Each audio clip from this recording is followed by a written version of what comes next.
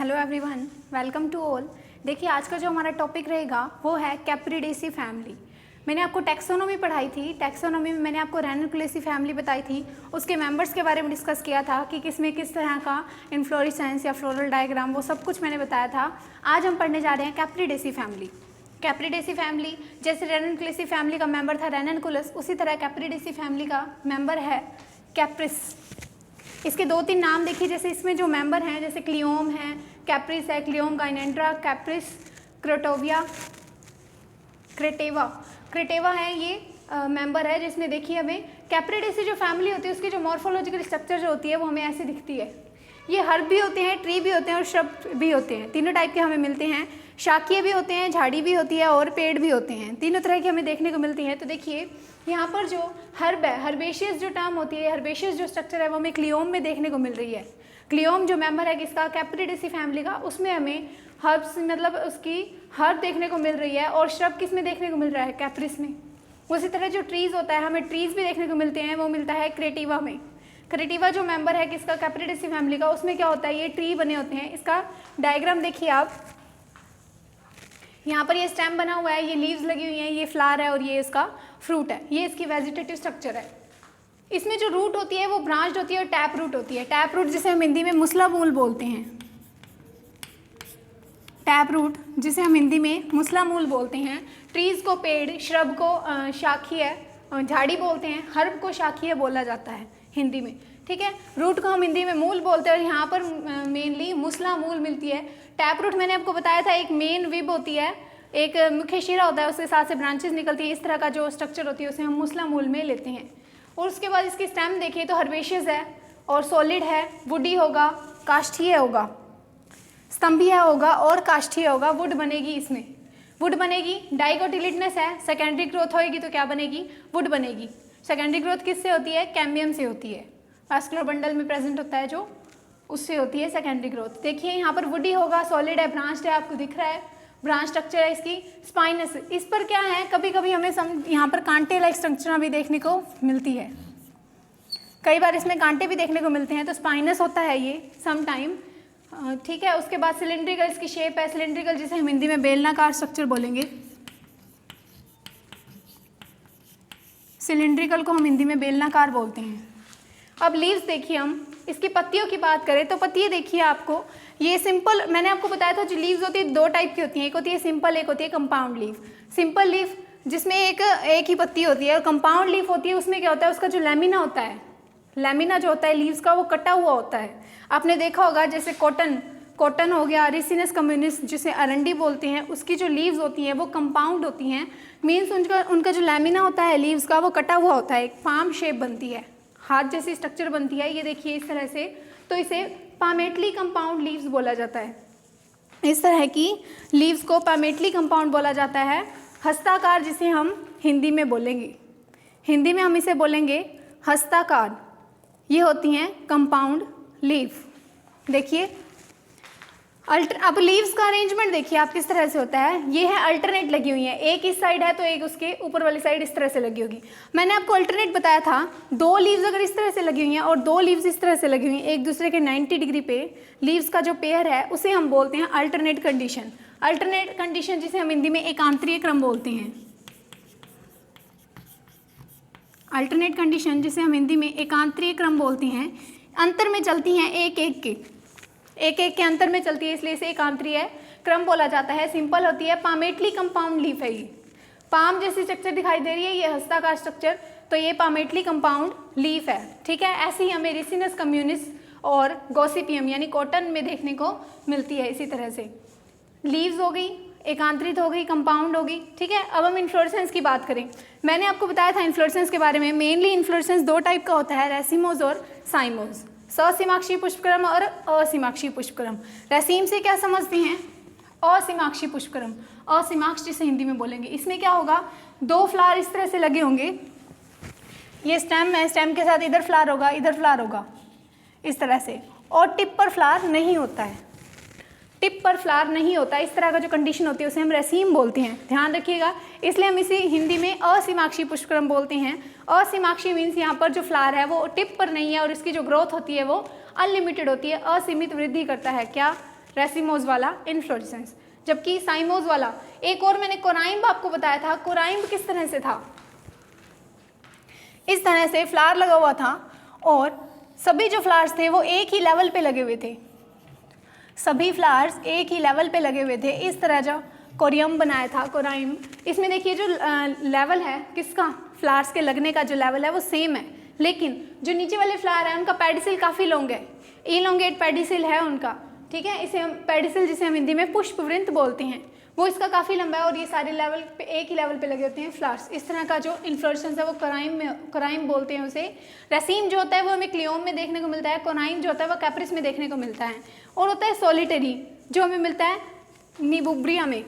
इसमें सोलिटरी में क्या होता है, देखिए इस तरह से ये फ्लावर बना हुआ है, इस तरह से ये फ्लावर लगा हुआ है, ब्रांच है ये स्टेम की, यहाँ से लीव्स लगी हुई हैं और यहाँ लीव्स के टर्मिनल साइड पे इस तरह से सोलिटरी, इसे बोलते हैं सोलिटरी एक्सिलरी, उसके एक्सिस पे लगा हुआ है। सोलिटरी मीन्स होता है एक सिंगल फ्लावर लगा होगा, सोलिटरी मीन्स जब भी आता है एक अकेला फ्लावर लगा होगा, उसके लिए वर्ड यूज़ होता है सोलिटरी, जो निबुब्रिया में मिलता है। ये 3 टाइप के इन्फ्लोरेसेंस हमें किस में देखने को मिलता है, कैप्रिडेसी फैमिली में देखने को मिलता है, ठीक है। फ्लावर देखिए, फ्लावर जो होता है इसमें ब्रैक्टिएट होता है, एक्टिनोमॉर्फिक होता है। फ्लावर की अगर हम बात करें, ये जो फ्लावर लगा हुआ है ब्रैक्टिएट होता है, ब्रैकेट जिसे हम हिंदी में सहपत्री बोलते हैं, ब्रैकेट जिसे हम हिंदी में सहपत्री बोलते हैं। तो यहाँ पर सहपत्र प्रेजेंट है, ब्रैकेट प्रेजेंट है तो ब्रैक्टिएट सहपत्री बोलेंगे, अदरवाइज क्या बोलते हैं, ई ब्रैक्टिएट या सहपत्रीहीन, ठीक है। यहाँ पर ब्रैकेट प्रेजेंट है तो ब्रैक्टिएट। एक्टिनोमॉर्फिक और जाइगोमॉर्फिक 2 टर्म मैंने आपको बताई थी। एक्टिनोमॉर्फिक जिसे हम हिंदी में त्रिज्या सममित बोलते हैं, जाइगोमॉर्फिक जिसे हम हिंदी में एक व्यास सममित बोलते हैं। एक्टिनोमॉर्फिक मीन्स जब हम फ्लावर को किसी भी सेक्शन से कट करें, किसी भी साइड से कट करें, वो 2 इक्वल पार्ट्स में डिवाइड होगा, तब उसे हम बोलते हैं एक्टिनोमॉर्फिक। जब एक पर्टिकुलर साइड से कट करने पर ही फ्लावर 2 इक्वल पार्ट्स में डिवाइड होता है तो उसे हम जाइगोमॉर्फिक बोलते हैं, जिसे हम हिंदी में एक व्यास सममित और त्रिज्या सममित बोलते हैं। यहाँ पर जो मैंने फ्लावर बनाया है ये देख सकते हैं आप, ये सिंबल लगा है, ये एक्टिनोमॉर्फिक का सिंबल है, त्रिज्या सममित का सिंबल है, जाइगोमॉर्फिक का सिंबल इस तरह से लगता है। ये जो मदर एक्सिस है ये देखिए एक्टिनोमॉर्फिक है, यहाँ पर जो मैंने बनाया एक्टिनोमॉर्फिक है, इसमें जाइगोमॉर्फिक एक्टिनोमॉर्फिक दोनों देखने को मिलते हैं। जो जाइगोमॉर्फिक होता है वो हमें कैप्रिस में देखने को मिलता है, जो जाइगोमॉर्फिक होता है वो कैप्रिस गाइनेंडिया में देखने को मिलता है। उसके बाद यहाँ पर देखिए हाइपोगाइनस फ्लावर, हाइपोगाइनस फ्लावर, इससे क्या समझते हैं, मैंने आपको 3 टर्म बताई थी, हाइपोगाइनस, एपिगाइनस एंड पेरिगाइनस। ऊर्ध्व जायांगता, अधो जायांगता और परिजायांगता। यहाँ पर हाइपो है, हाइपो के लिए अधो वर्ड आता है तो अधो जायांगता वर्ड यूज होगा। इट मीन्स, हाइपोगाइनस का मीन्स क्या है कि जो ओवरी है, जो गाइनोशियम वाला पार्ट है वो सबसे ऊपर होगा और जो स्टेमन, कैलिक्स, कोरोला वो इसके बेस से निकलेंगे। स्टेमन जिसे हम हिंदी में पुंकेसर बोलते हैं, एंड्रोशियम जिसे हम हिंदी में पुमंग बोलते हैं, कैलिक्स जिसे हम हिंदी में बाह्य दलपुंज बोलते हैं, और कोरोला जिसे हम हिंदी में दलपुंज बोलते हैं, वो उसके बेस से निकलेंगे। और जो ओवरी वाला पार्ट है, जो अंडाशय वाला भाग है, वो सबसे ऊपर लगा होगा, उस कंडीशन को हम क्या बोलते हैं, हाइपोगाइनस बोलते हैं। अगर हम इसका उल्टा कर दें, अगर हम इसका उल्टा कर दें, जैसे मैं बोलूँ एपिगाइनस फ्लावर, तो क्या होगा, ओवरी वाला पार्ट सबसे नीचे हो जाएगा और बाकी जो पार्ट होंगे वो ऊपर आ जाएंगे। जो कैलिक्स, कोरोला और एंड्रोशियम है, बाह्य दलपुंज और पुमंग है, वो भाग अगर ऊपर आ जाए और ओवरी वाला अंडाशय वाला पार्ट नीचे चला जाए तो उसे हम एपिगाइनस बोलेंगे। अब एपिगाइनस बोलेंगे तो ओवरी कैसी होगी, ओवरी तो नीचे चलेगी, नीचे के लिए क्या वर्ड यूज आता है, इन्फीरियर, नीचे के लिए इन्फीरियर अधो वर्ड आता है, ऊपर के लिए ऊर्ध्व वर्ड आता है, ठीक है। तो ये जो हाइपोगाइनस है इसे हम हिंदी में अधो जायांगता बोलेंगे, अधो जायांगता। और इसके बाद है पेडिसिलेट। पेडिसिल मैंने आपको बताया, हिंदी में पेडिसिल को क्या बोलते हैं, पुष्पवृंत बोलते हैं। एक होता है पेडिसिल, एक होता है पिटियोल, 2 चीज़ें होती हैं, एक होता है पेडिसिल, एक होता है पिटियोल। पेडिसिल होता है वो फ्लावर के नीचे वाला स्टोक होता है, और जो पिटियोल होता है वो लीव्स के नीचे वाला स्टोक होता है। अगर फ्लावर के नीचे है, फ्लावर को हम पुष्प बोलते हैं, उसके नीचे का स्टोक है तो उसे हम पुष्पवृंत बोलेंगे। और अगर लीफ है, लीफ जिसे हम हिंदी में पर्ण बोलते हैं, लीफ के नीचे का स्टोक होगा, पर्ण के नीचे का स्टोक होगा तो उसे पर्णवृंत बोलेंगे। पेडिसिलेट होता है पुष्पवृंतीय, पिटियोलेट होता है पर्णवृंतीय, ठीक है। तो यहाँ पेडिसिलेट है तो यहाँ पर पुष्पवृंतीय टर्म आ जाएगी, ठीक है। कि यहाँ पर जो फ्लावर है वो एक स्टॉक से लगा हुआ है। फ्लावर जो एक स्टॉक के साथ लगा हुआ है, किसके साथ? स्टेम के साथ। तने से सीधा ना जुड़ करके एक स्टॉक के सारे लगा हुआ है, पेडिसिल प्रेजेंट है तो उसे हम पेडिसिलेट बोलेंगे। उसके बाद है टेट्रामेरस फ्लावर। टेट्रा वर्ड आपने केमिस्ट्री में पढ़ा होगा, 4 के लिए यूज होता है। टेट्रा जो वर्ड होता है वो 4 के लिए यूज होता है। उसी तरह पेंटा वर्ड 5 के लिए, ट्राई वर्ड 3 के लिए, इसी तरह से हेक्स, हेप्टा 6, 7, ऑक्ट 8 के लिए, इस तरह से वर्ड यूज होते हैं। तो यहाँ टेट्रा मीन्स क्या समझते हैं आप? ये देखिए चतुष्कीय, जिसको हिंदी में बोलेंगे टेट्रामेरस को हिंदी में चतुष्कीय बोलेंगे। टेट्रा मीन्स 4, तो यहाँ पर क्या है? 4 ही सेपल है, 4 ही पेटल है। डायग्राम में देखिए 4 ही सेपल बने हुए हैं, 4 ही पेटल बने हुए हैं। सेपल क्या है? कैलिक्स की सिंगल यूनिट है। बाह्य दल पुंज की इकाई को बाह्य दल बोलते हैं। कोरोला की सिंगल यूनिट पेटल कहलाती है, दलपुंज की सिंगल यूनिट इकाई को दल बोलते हैं। ठीक है, तो यहाँ पर टेट्रामेरस है, 4 नंबर है कैलिक्स, उसमें सेपल्स और पेटल्स का। उसके बाद देखिए अब हम बात करते हैं इसके एक एक पार्ट की, कैलिक्स, कोरोला, एंड्रोशियम और गाइनोशियम की। उसकी बात करते हैं अब हम। देखिए कैलिक्स में डायग्राम देखते जाइए साथ साथ। कैलिक्स में सेपल का नंबर 4 है। कैलिक्स में सेपल का नंबर 4 है, देख लीजिए। और पॉलीसेपलस है, आपस में अटैच नहीं है। ये जो सेपल हैं आपस में अटैच नहीं है, तो अटैच नहीं है तो पॉली वर्ड आता है, अगर अटैच होते तो गैमो वर्ड आता। कैलिक्स और कोरोला के केस में मैंने आपको 2 टर्म बताई थी कि अगर जुड़े हुए होते हैं तो गैमो वर्ड यूज होता है, जुड़े हुए नहीं होते हैं तो पॉली वर्ड यूज होता है। ठीक है, जिसे हम हिंदी में पृथक दली या संयुक्त दली, पृथक दलपुंज या संयुक्त दलपुंज बोलेंगे। ठीक है, तो इसे हम देखिए पॉलीसेपलस, पॉलीसेपलस हिंदी में बोलेंगे पृथक बाह्य दलपुंज, पृथक बाह्य दली। ठीक है, अनइक्वल सेपल, सेपल का जो होते हैं वो अनइक्वल होते हैं। देखिए यहाँ तो मैंने एक पर्टिकुलर मेंबर का डायग्राम बनाया है, फ्लोरल डायग्राम। जब हम अलग अलग डायग्राम की बात करें, अलग अलग मेंबर को देखें, तो उसमें क्या है, जो इसमें सेपल का नंबर है वो अलग अलग भी होता है और इक्वल नहीं होता है साइज। यहाँ तो सेपल सेम है, चारों के चारों सेपल्स आपस में सेम बने हुए हैं, लेकिन इस कई बार क्या होता है कि जो सेपल होते हैं वो सेम नहीं होते, उनका अनइक्वल सेपल साइज होता है। और जो सबसे लंबे वाला जो सेपल होता है वो एक हुड लाइक स्ट्रक्चर बनाता है। इस तरह से ये सेपल लगा होगा और इस तरह से उसके पीछे से हुड लाइक स्ट्रक्चर लगी होगी, हुड लाइक स्ट्रक्चर। ये हिंडर सेपल होता है, जो पीछे वाला सेपल। हिंडर मीन्स क्या होता है? पीछे वाला सेपल। पीछे वाला जो बाह्य दल होता है वो इस तरह से स्ट्रक्चर बनाता है, जिसे हम हुड लाइक स्ट्रक्चर बोलते हैं। ठीक है, ये होती है कैलिक्स की बात। आगे देखिए कोरोला में जब हम देखते हैं, कोरोला में, कोरोला जिसे हम हिंदी में दलपुंज बोलेंगे, कोरोला जिसे हम हिंदी में दलपुंज बोलते हैं, उसका देखिए एक सिंगल यूनिट, दलपुंज की सिंगल यूनिट दल, इंग्लिश में पेटल। मैंने बताया टेट्रामेरस फ्लावर है तो नंबर कितना होगा? 4 होगा। आपस में जुड़े हुए नहीं होते हैं ये भी। देखिए पॉलीपेटलस आ गया ना, पॉली वर्ड। पॉली वर्ड क्या होता है? मतलब ये सेपरेट होते हैं। पॉलीपेटलस हिंदी में बोलेंगे पृथक दली, उसको बोले थे पृथक बाह्य दली। ये है पृथक दली, पॉलीपेटलस। ठीक है, विद लॉन्ग क्लास। इसका मीन्स क्या होता है कि जो पेटल्स होते हैं, जो हमें अलग अलग कलर के पत्ते देखने को मिलते हैं फ्लावर में, जैसे रेड, येलो, ग्रीन कलर के जैसे भी पत्ते होते हैं, उन्हें हम पेटल बोलते हैं। इसमें क्लॉज से क्या मतलब है?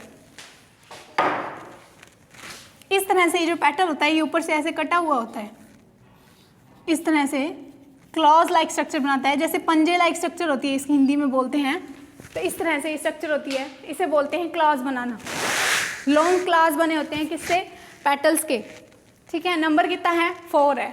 और एस्टिवेशन, एस्टिवेशन क्या होता है? एस्टिवेशन क्या होता है? पुष्प दल के लगने के क्रम को हम एस्टिवेशन बोलते हैं, पुष्प दल क्रम बोलते हैं जिसे हिंदी में। ठीक है, एस्टिवेशन देखिए इम्ब्रिकेट और वॉल्वेट होता है, इम्ब्रिकेट और वॉल्वेट। वॉल्वेट मैंने ये आपको दोनों करवाए थे एस्टिवेशन में, मैंने 5 टाइप का करवाया था, imbricate, valvate, twisted, quincuncial and last वाला कौन सा था? वैक्सिलरी। लास्ट वाला था वैक्सिलरी, जो हमें स्पेसिफिक जैसे लेग्यूमिनेसी जो फैमिली होती है मटर वगैरह में उसमें देखने को मिलता है, पर जो नॉर्मली होती है जैसे इम्ब्रिकेट और वॉल्वेट है ये सब फैमिलीज में मिलती है एस्टिवेशन। तो इम्ब्रिकेट हमें मिलता है क्लियोम में, वेलवेट हमें मिलता है क्रेटेवा में। वेलवेट जो एस्टिवेशन होता है वो हमें क्रेटेवा में देखने को मिलता है। देखिए इस तरह से ये डायग्राम है और इसके कैरेक्टर हैं, इसके साथ फ्लोरल डायग्राम भी देखिए आप। अब यहाँ पर कैलिक्स हो गया, करोला हो गया, हम बात करेंगे एंड्रोशियम की। एंड्रोशियम की बात करते हैं, यहाँ दिख रहा होगा ये जो व्हाइट कलर में बने हुए हैं एंड्रोशियम, क्या बने हुए हैं, स्टेमन बने हुए हैं। स्टेमन का नंबर देखिए इन्फिनिट है, वैसे मैंने 4 लिखा है तो यहाँ पर 4 होना चाहिए था, 4 होता है कैप्रिस में होता है, बट समटाइम इन्फिनिट नंबर भी होता है किसका, स्टेमन का। उसका एग्जाम्पल क्या है, क्लियोम गाइनेंड्रिस। क्लियोम जो होता है, क्लियोम जो मेंबर है, प्लांट है, उसमें हमें जो स्टेमन का नंबर है वो बहुत सारा देखने को मिलता है, अनंत होते हैं, क्या, पुंकेसर, ठीक है। और पोलिएंड्रस देख लीजिए आप, जुड़े हुए नहीं हैं आपस में, ये आपस में जुड़े हुए नहीं हैं, जुड़े हुए नहीं होते हैं, सेपरेट होते हैं, उसके लिए वर्ड क्या आता है, पोली आता है। और स्टेमन की बात करें, स्टेमन के लिए एक वर्ड आता है एंड्रेंस, एंड्रेंस वर्ड। अगर ये आपस में जुड़े हुए होते तो देखिए, एक कैलिक्स और करोला के लिए अलग होने के लिए वर्ड आता है पोली और जुड़ने के लिए वर्ड आता है गैमो। जब हम एंड्रोशियम और गाइनोशियम की बात करते हैं तब अलग होने के लिए क्या वर्ड आता है, पोली, लेकिन जुड़ने के लिए क्या वर्ड आता है, सिन, सिन वर्ड आता है, सिन वर्ड। सिर्फ किसके लिए आता है ये, एंड्रोशियम और गाइनोशियम के लिए, ठीक है। तो यहाँ देखिए अगर पोलिएंड्रस है मीन्स ये आपस में अलग अलग हैं, अगर जुड़े हुए होते हैं आपस में तो हम उसे सिनेंड्रस बोलते, क्योंकि यहाँ एंड्रोशियम की बात हो रही है, पुमंग की बात हो रही है, पुमंग और जायांग के लिए सिन वर्ड आता है, जबकि कैलिक्स करोला के लिए गैमो वर्ड आता है। तो यहाँ पर पोलिएंड्रस है, अगर ये जुड़े हुए होते तो सिनेंड्रस वर्ड आता। आगे देखिए गाइनोशियम, गाइनोशियम में देखिए कार्पल का नंबर 2 है, हमें दिख रहा है ये कार्पल का नंबर 2 है। एक वहाँ टर्म मैंने लिखी थी ब्रैक्टिएट, सहपत्री, तो ये देखिए ये सहपत्र बना हुआ है यहाँ पर। मैंने आपको बताया था फ्लावर के बेस पे ग्रीन कलर की स्ट्रक्चर होती है, एक छोटी सी स्पाइन लाइक कांटे जैसी स्ट्रक्चर होती है, उसे हम ब्रैकेट बोलते हैं, जिसे हम हिंदी में सहपत्र बोलते हैं। तो ये ब्रैकेट बना हुआ है, ब्रैकेट यहाँ पर प्रेजेंट है, ब्रैक्टिएट है फ्लावर।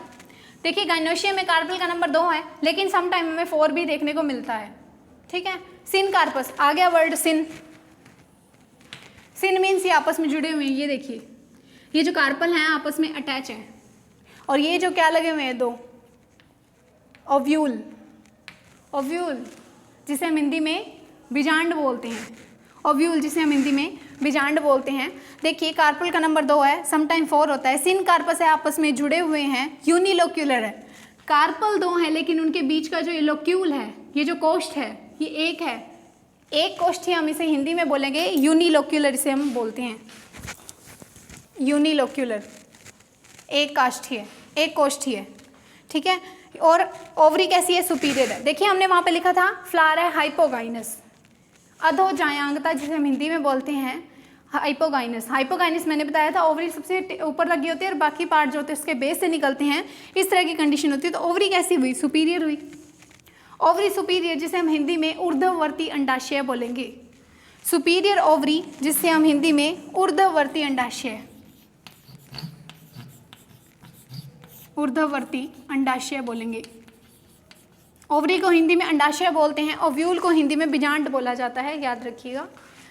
ऊर्ध्ववर्ती अंडाशय होता है, और जो स्टाइल होती है, जो स्टाइल होती है वो शॉर्ट होती है, इस तरह से स्ट्रक्चर होती है। देखिए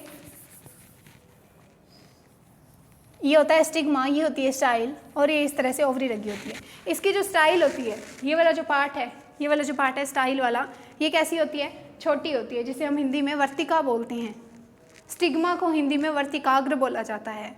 ये वाला ये जो साइड है स्टिग्मा जिसे हम हिंदी में वर्तिकाग्र बोलते हैं, उसके बाद आती है स्टाइल जिसे हम हिंदी में वर्तिका बोलते हैं, उसके बाद आती है ओवरी जिसे हम हिंदी में अंडाशय बोलते हैं। इस तरह की स्ट्रक्चर होती है किसकी, गाइनोशियम की। तो यहाँ पर देखिए जो स्टाइल होती है शॉर्ट होती है और फ्लैटन होती है, ऐसे मतलब चपटी सी स्ट्रक्चर होती है, उसकी फ्लैट स्ट्रक्चर होती है स्टाइल की। और प्लेसेंटेशन हमें पैराइटल देखने को मिलती है। पैराइटल प्लेसेंटेशन क्या होता है, प्लेसेंटेशन होता है ओव्यूल का अरेंजमेंट, किसमें, ओवरी में। ये जो ओवरी है, ओवरी के अंदर ओव्यूल के लगने के क्रम को हम क्या बोलते हैं, बीजांड के लगने के क्रम को प्लेसेंटेशन, हिंदी में बीजांड न्यास बोलते हैं, हिंदी में बीजांड न्यास बोलते हैं। पैराइटल है, पी से वर्ड पैराइटल, पी से वर्ड पेरिफ्री। ये जो ओवरी की पेरिफ्री है, परिधि है, उस परिधि के साथ क्या लगे हुए हैं, बीजांड लगे हुए हैं, ओव्यूल लगे हुए हैं, इस तरह से। पेरिफ्री के साथ लगे हैं तो प्लेसेंटेशन कैसे हुई, पैराइटल हुई। देख लीजिए ओव्यूल लगे हुए हैं, परिधि के साथ लगे हुए हैं, इस तरह की स्ट्रक्चर को हम बोलते हैं पैराइटल प्लेसेंटेशन। प्लेसेंटेशन के ब्रैकेट में लिख लीजिए क्या, arrangement of ovule in ovary, arrangement of ovule in ovary. Hindi में लिखिए बीजांड न्यास मीन्स बीजांड के लगने के क्रम को, अंडाशय में बीजांड के लगने के क्रम को हम बीजांड न्यास बोलते हैं। उसके बाद हम बात करते हैं फ्रूट की। ये डायग्राम देख लीजिए आप, इससे मीन्स है एक्टिनोमॉर्फिक है, सैंपल का नंबर 4 है और आपस में जुड़े हुए नहीं है तो पॉलीसेप्लस है। उसके बाद करोला टर्म आती है, करोला की सिंगल यूनिट पेटल होती है, पेटल यहाँ पर 4 बने हुए हैं और आपस में जुड़े हुए नहीं हैं, आपस में जुड़े हुए नहीं है तो कैसी टर्म आएगी, पॉलीपेटलस आएगी। जुड़े हुए होते तो गैमा पेटलस आ जाती। स्टैमन का नंबर इन्फिनिट हमें दिख रहा है। एक चीज़ और लिखिए स्टैमन में, एंड्रोशियम में लिखिए इंट्रोज, इंट्रोज शायद इसे हिंदी में अंतर्मुखी बोलते हैं। एक टर्म होती है इंट्रोज, एक होती है एक्सरोज, एक होती है इंट्रोज, एक होती है extrorse. Int means in, ex means बाहर। इनसे वर्ड क्या है, जब ये जो एंथर बने हुए हैं इसमें स्टैमन में एंथर है, जब ये एंथर फटेंगे पोलन ग्रेन बाहर निकलेंगे तो जो पोलन ग्रेन होते हैं वो फ्लावर के अंदर ही गिरेंगे। जब ये एंथर फटता है और जो परागकण निकलते हैं वो परागकण फ्लावर के अंदर ही गिरते हैं, उसके लिए टर्म आती है इंट्रोज। अगर वो फ्लावर के बाहर गिरे, अगर वो फ्लावर के बाहर गिरे तो उसके लिए टर्म आती है एक्सरोज, जिसे हम हिंदी में बहिर्मुखी और अंतर्मुखी बोलते हैं। ठीक है, तो यहाँ पर इंट्रोज कंडीशन है। अगर बहिर्मुखी कंडीशन होती तो मैं स्टैमन को इस तरह से बनाती, बाहर वाली साइड इसका फेस होता। ये स्ट्रक्चर होती, ये इसके अपोजिट बनाई है, ये इंट्रोज है और ये क्या है, एक्सरोज है। इस तरह से स्ट्रक्चर होती है किसकी, स्टैमन की। अब हम बात करें इसमें, गाइनोशियम का पार्ट मैंने आपको बता दिया है। आगे देखिए फ्रूट, सिलिक्वा फ्रूट जो होता है वो क्लियोम में देखने को मिलता है, जिसे हम हिंदी में संपुट बोलते हैं। वहाँ फ्रूट देखिए किस तरह से लगा हुआ है, ये फ्रूट लगा हुआ है, सभी आपस में ग्रुप बनाकर रह रहे हैं इस तरह से, मतलब ग्रुप बना हुआ है फ्रूट्स का, इसे हम बोलते हैं सिलिक्वा। किस में मिलता है, क्लियोम में। बैरी होता है जो कॉमन मिलता है वो मिलता है कैप्रिस में। ठीक है, ड्रूप जो होता है, ड्रूप होता है वो मिलता है रोडसिया में। रोडसिया क्या है, मेंबर है किसका, कौन सी फैमिली का, कैप्रिडेसी फैमिली का। अब हम लिखेंगे फ्लोरल फॉर्मूला, फ्लोरल फॉर्मूला लिखिए। फ्लोरल डायग्राम देख के फ्लोरल फॉर्मूला बन सकता है। सबसे पहले हमें क्या लिखना होता है, एक्टिनोमॉर्फिक है या जाइगोमॉर्फिक, तो ये एक्टिनोमॉर्फिक है। उसके बाद कंप्लीट है या इनकम्प्लीट, मेल और female part androecium and gynoecium दोनों प्रेजेंट है तो कंप्लीट फ्लावर है। उसके बाद पहला वर्ल आएगा हमारे पास, पहला वर्ल आएगा हमारे पास कैलिक्स, जिसे हम के से लिखते हैं। उसका नंबर कितना है, 4 है, आपस में जुड़े हुए नहीं है तो ब्रैकेट में नहीं आएंगे। अगर आपस में जुड़े हुए होते तो हम इस पर ब्रैकेट लगाते। उसके बाद करोला आता है, उसका भी नंबर 4 है और आपस में जुड़े हुए नहीं है। उसके बाद क्या है, एंड्रोशियम जिसका नंबर इन्फिनिट है। और उसके बाद क्या है, गाइनोशियम जिसमें कार्पल कितने हैं, 2 हैं, आपस में जुड़े हुए हैं तो ब्रैकेट में आ जाएगा। और ओवरी सुपीरियर है, सुपीरियर है तो इसे हम अंडरलाइन करेंगे इस तरह से। अगर ओवरी इन्फीरियर होती तो ये लाइन यहाँ ना लग के यहाँ पर लगती, जिससे हमें ये पता चलता है कि ओवरी इन्फीरियर है। इससे क्या पता चल रहा है कि ओवरी सुपीरियर है। देखिए इस तरह से ये हो गया फ्लोरल फॉर्मूला और फ्लोरल डायग्राम किसका, कैप्रिडेसी फैमिली का, जिसमें मेंबर कौन कौन से आते हैं, कैप्रिस आता है, क्लियोम आता है और रोडसिया आता है, क्रेटिवा आता है। ठीक है, ये थी कैप्रिडेसी फैमिली। आगे हम नेक्स्ट क्लास में नेक्स्ट फैमिली के बारे में बात करेंगे।